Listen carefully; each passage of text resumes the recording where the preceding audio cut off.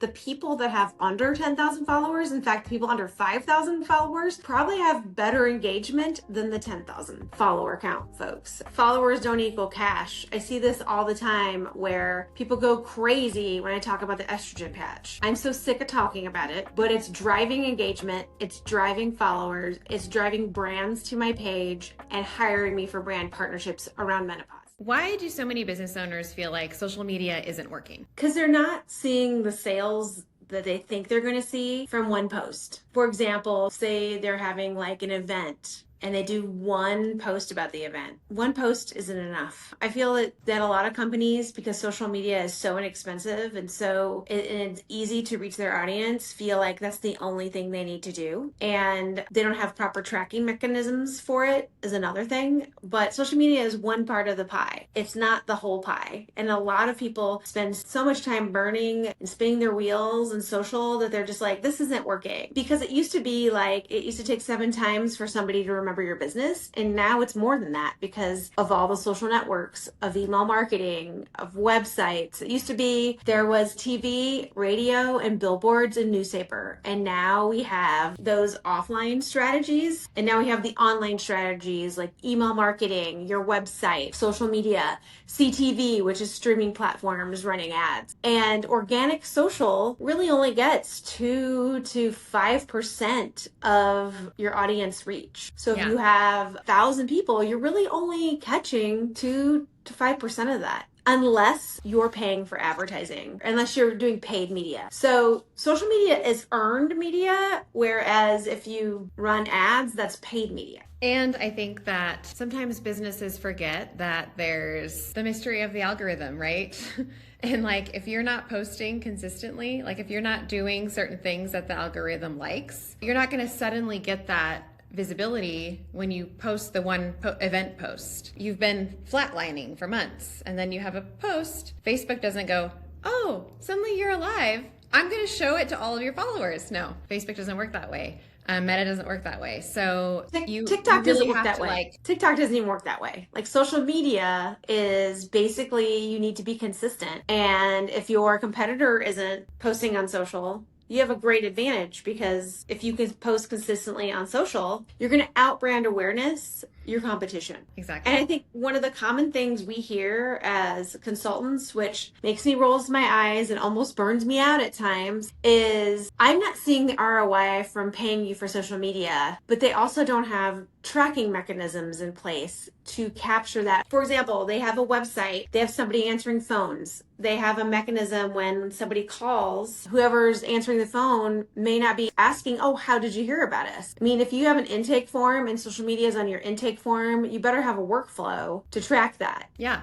It's like when people say, I'm not seeing the return on the investment, but yet have you connected the dots and actually looked at the return on investment? Because if you see an increase in sales and you're not thinking, oh, it must be because I'm posting more, yeah, you're probably going to miss it. You might think it's due to something else, when in reality, you don't actually know what it's due to. So it's really important to, on the back end, set up the systems that are tracking things. I was just diving into our own like social media ROI and our own Google Analytics. And so it used to be very difficult to track social media, like traffic to your website, because of the way that Instagram does links.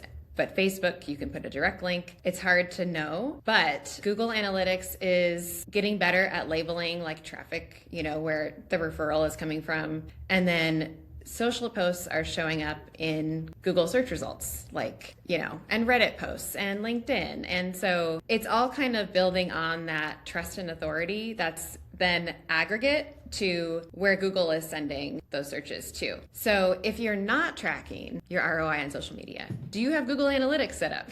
Because you can track that very easily. It will label it for you. And I went and looked at ours, and we get really good traffic on organic search, Shannon. So good job to us. But the second refer is Facebook. And Instagram is actually at the bottom of the list. So I find that interesting because we love Instagram, right? And we post on LinkedIn as well. But Facebook, because you can put that, I don't know exactly why, it's something to dive into, but the link is so readily in that post that it just is a lot easier to track. When you have something linking back to your website, you can connect the dot. you know? That's why I tell people, we have clients that put links in their Facebook. And I always tell folks, don't ever have the link be the main attraction, because Facebook doesn't like links being the main attraction. That's why we put graphics to like kind of stop the scroll, or a thumbnail to kind of stop the scroll, so they can read, and then there's a link, and clear calls to actions to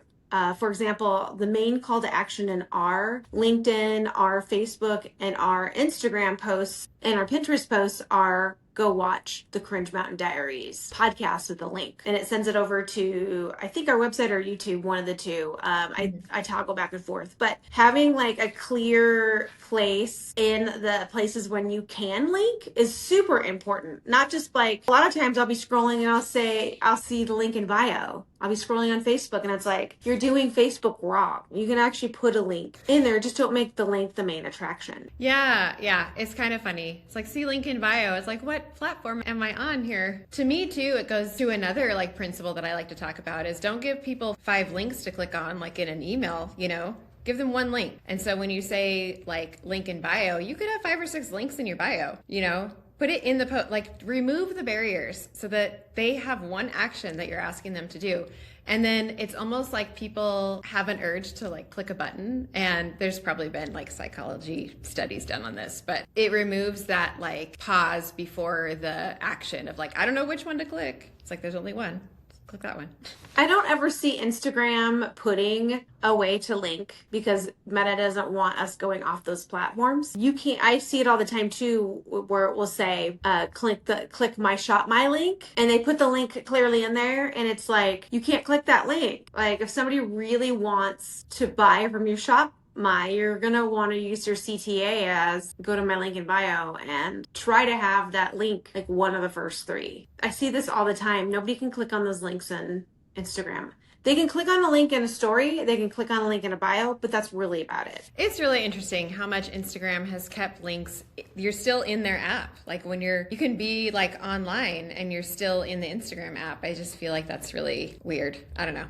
So, Darling, how should companies measure the ROI of social media? Well, I feel like it should be more about the engagement that your content is getting. You know, reaching a new audience, and then the engagement that like your videos and your posts are seeing. So what do we mean by engagement? Basically, it's when somebody has watched it, has shared it, has liked it, like, right, Shannon? Like they've engaged with it in some way. Like they're doing something with it, right? And watching is doing. I feel like the other ROI should just be, are you being consistent on social and it's not something that you're stressed about every day? I mean, that's an ROI to you as a business owner, you know? So if you've got the budget to offload it to a company like Dash or somebody else, or a fractional marketing agency, or even an in-house employee, or even an in-house employee, like do that.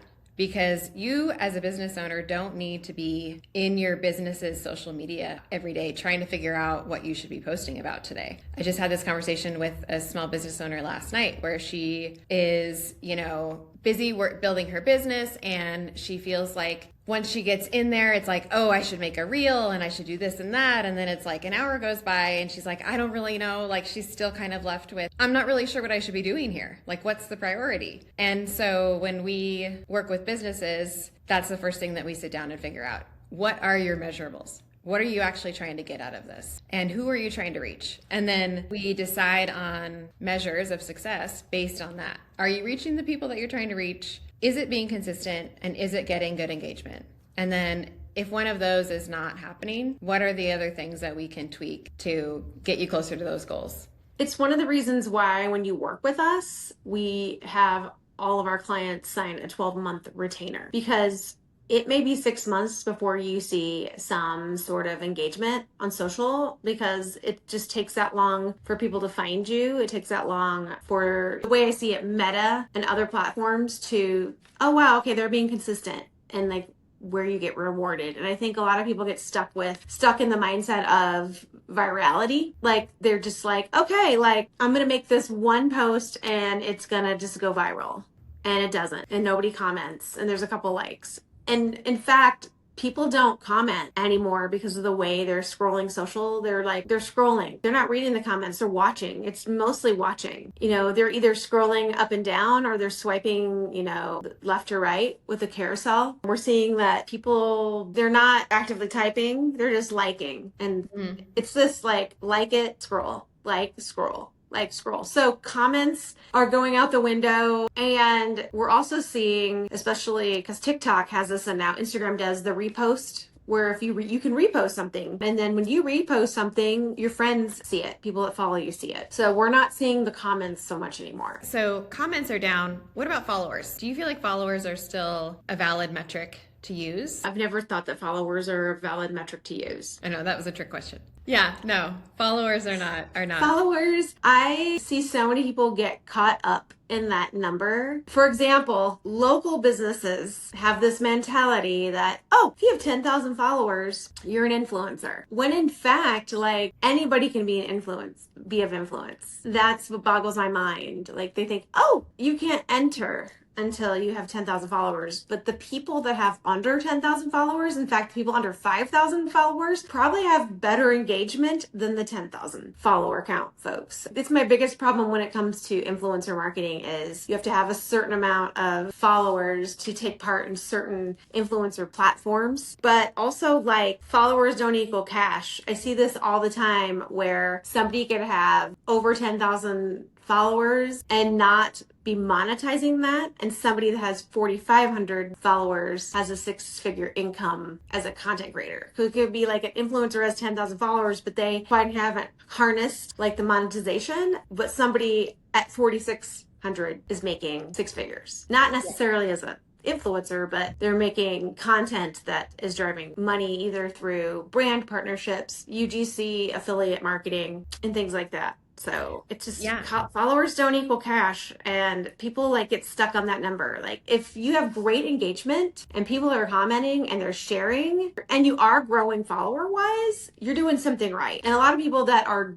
doing that know what content is driving folks in. For example, on my TikTok, for some reason, people go crazy when I talk about the estrogen patch. I'm so sick of talking about it, but it's driving engagement, it's driving followers, it's driving brands to my page and hiring me for brand partnerships around menopause. So once you figure that out, capitalize on it. And that's the thing, like, going back to the system, having like a clear funnel or system in place. It's not just about, I need to have consistent social media. Yeah, that is important. But there's also a bigger driver of like, where is social media in that whole pie? What are you aiming to get from it? And the same thing with, followers doesn't equal cash. Going viral doesn't equal cash either. No, it doesn't.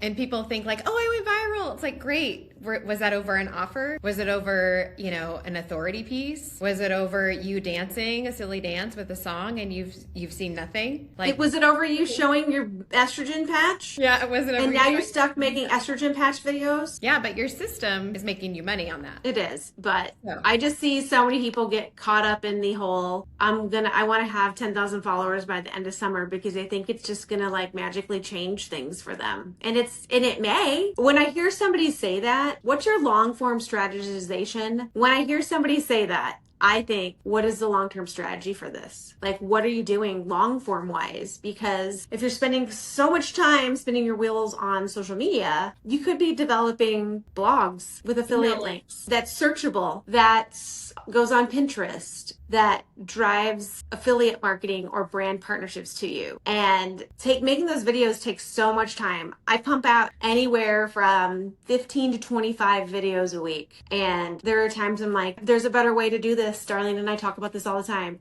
Why aren't I doing it? There's a better way. There is a better way. It's having a long form strategy. And so many people think, then this is going back to AI. So many people think, oh, Google is dead because AI's here. No, what do you think AI is searching? So if you're feeding searchable content, AI is going to find you. And yeah, in fact, I'll give a shout out to Sam. He did a class that was like through the local Redmond Chamber about ChatGPT recommending your business and how that all works and how you can get that to happen more for you. So then when I was looking at our analytics, we've been recommended by ChatGPT, Shannon. And you know what the engagement on that recommendation is? In I think this was the last 3 months, or something. This is through Google Analytics. Our biggest referral was through Google, but then Facebook, like I said already, and then just under Instagram drastically, drops. Just under Instagram comes ChatGPT. I've never seen that on our analytics. Like, that's new. And the engagement rate for the, basically, like, if ChatGPT is recommending us, what's the engagement rate, right? We already talked about engagement. So obviously they're clicking the link, they're going to the website, they're spending some time on the website. Time on the website was highest when they were recommended through ChatGPT.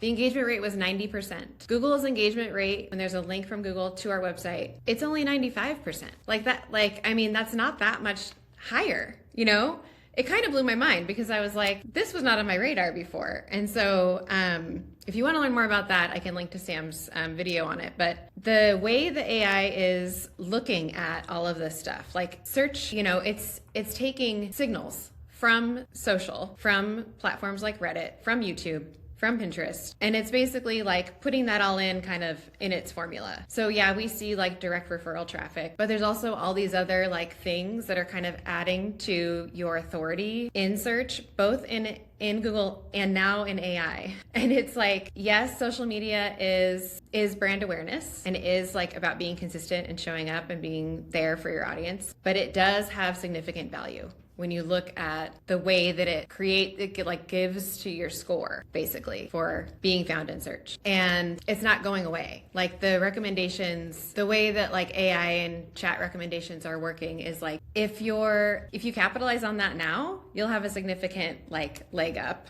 basically, because it's only going to increase. Right? It's basically becoming like a compounding effect. And the thing is, like, not enough brands are really taking advantage of the consistency of social media. So like, if you are one of those brands that is consistently posting on social, you're using your search terms, like we have a SEO for social media class that's probably outdated, but still has a lot of good stuff in it. It's like, basically you need to be saying your keywords and writing them so that you can be better found. And if you're doing that consistently, you won't just capture like the 5% of people that go to search in platform to look for something. You're actually like capturing the people, you're capturing that gap of people who are not doing that either. So like now you're going to be more recommended in AI and Google and social platforms. Like they compound on each other. That's what I'm trying to say. So one of the things I've been hearing more than, oh, let me Google that, is I asked chat this. And my husband, I didn't know this was possible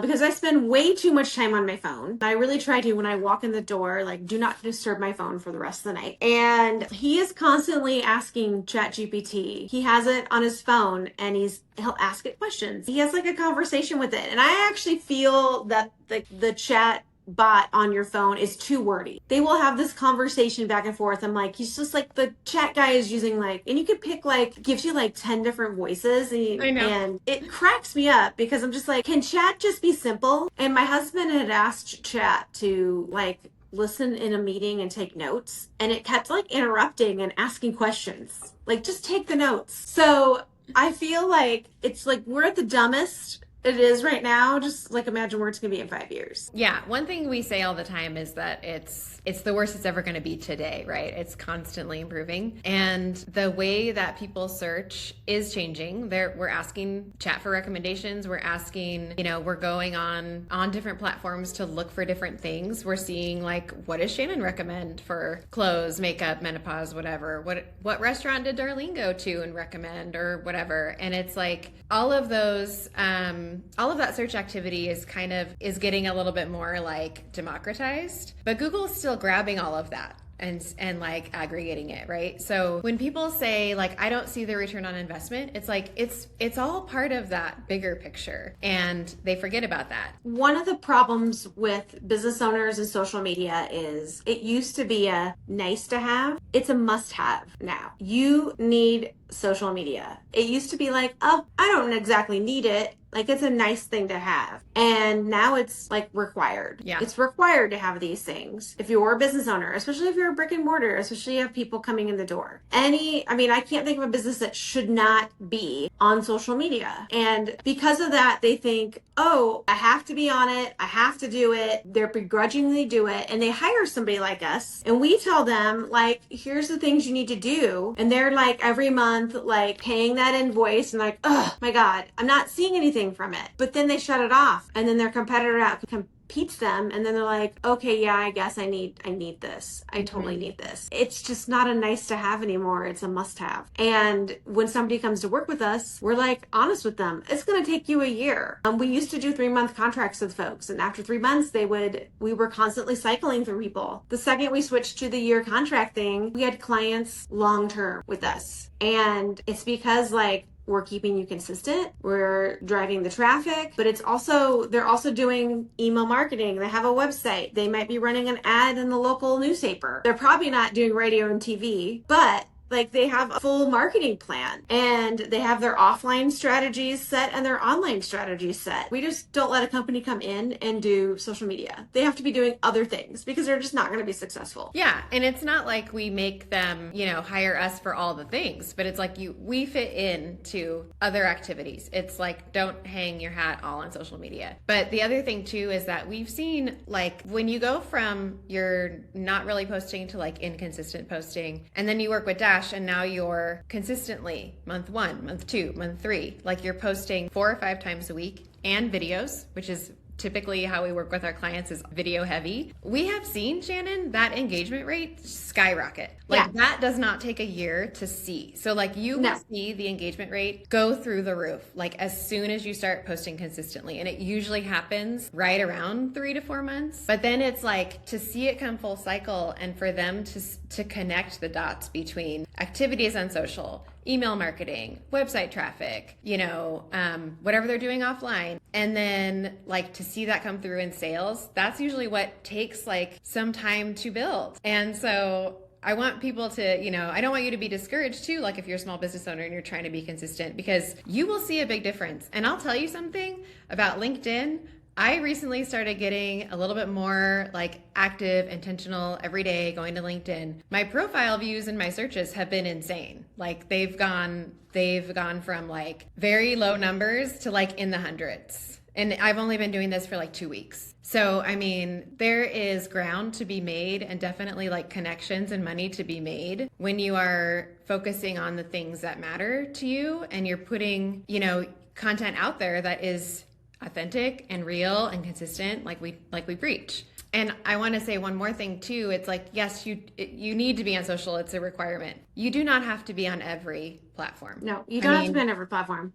You need to pick the ones where your audience is, first of all, and make sense for your business. And then if like being on 3 platforms is too much, because also the ROI here is to not stress you out as a business owner, then phase it in. Like start consistently somewhere or 1 or 2 platforms, and then like add another one or add email marketing, or make sure that you're doing the in-person offline strategies too. We will give a business like all kinds of ideas and suggestions and then be like, hey, you want to go phase 1, phase 2? Like it doesn't have to be, full force all at once. I have a question for you. Say there's someone listening out there who's thinking to themselves, okay, I've done all this. I've posted consistently. I've paid attention to where my audience is. I've been, making videos, and I've been doing it for a while now, and I'm not like seeing anything. What would you say? What would your follow-up question be? Or like, what would you say to that person or that business? Like, what's your content strategy? What are you doing? A lot of times I'll talk to business owners will say something to the effect of, my social media isn't growing. I've been consistently posting, and I'll go look and it's just graphic after graphic after graphic after graphic. The content, there's something wrong with the content if you're not seeing growth, if you're not seeing some likes or reshares. So you got to go to the content first. Like a graphic is just going to get lost. We want to have variety when it comes to your social media feed. Something that I really look at with our clients is making sure there's variety. That's why we color code our content calendars, because it's visual and then we can see, is there variety? Are we getting graphic after graphic? Or are we like, something that I'm really trying to get away from is putting logos on photos. You just want to put a photo there. If you have a nice photo, just put the photo there without the branding, because that just signals variety. So I usually tell people to go look at the content and like what content has performed. And a lot of times it's, I hired somebody to do my social media and all they do is make graphics. Yeah, I would say go look at your top performing posts and, look over the last couple of months. I mean, if you've been doing it for a while, go look over like consistent time. What do people like? Because that's listening to your audience, right? And then just like how, Shannon's tired of talking about menopause patches, like that's what people want. Give the people what they want. I mean, went and one thing I actually did was I took the comments and threw it into ChatGPT, all the comments from all the posts, and I said, okay, like what do I need to talk about here? Like what are some other topics? And it gave me like 25 more ideas to do it. So if people are commenting on a viral post, like that's a signal like to what are they saying on those comments? That's the more content you can make. I like that tip for like using chat as like basically just an aggregator. Like tally up what the topics are and tell me what I should talk more about. What do people want? I think the other thing that people miss too is that content helps with keeping the customers that you already have.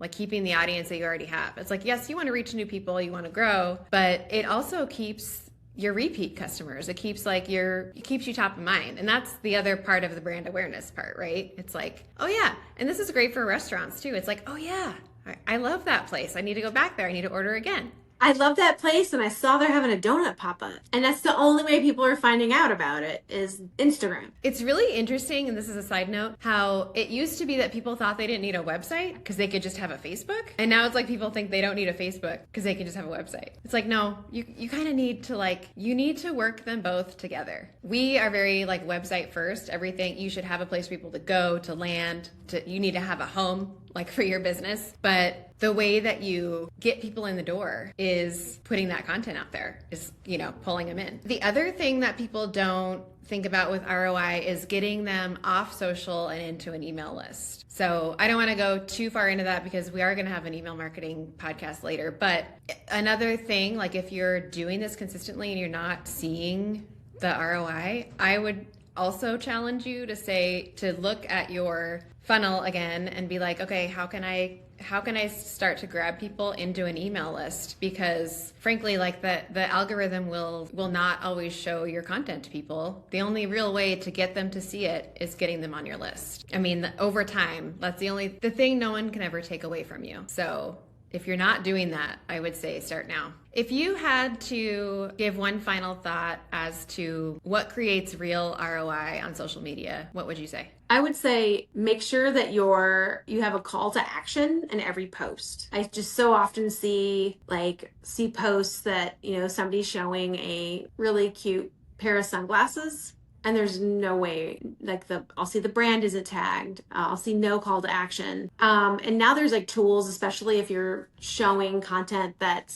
can be linked to affiliate marketing, where those tools say hit comment shop. It basically, if you comment shop, it will DM you the links. So often I will see women posting content around fashion. I'll go look to see who the brand is they're mentioning, and there's no call to action. So always have some sort of call to action. If it is Facebook or Pinterest or LinkedIn, you can put a link in there, but always I would say have the main focus be some sort of picture or graphic or video. If it's Instagram, it's link in bio or comment shop or something like that. I just saw it today and I was like, missed opportunity, because there's a lot of platforms like LTK and ShopMy that you can put shop and it will send you a link. So if you're doing some selling on social media, make sure you have some way for people to buy from you. Yeah.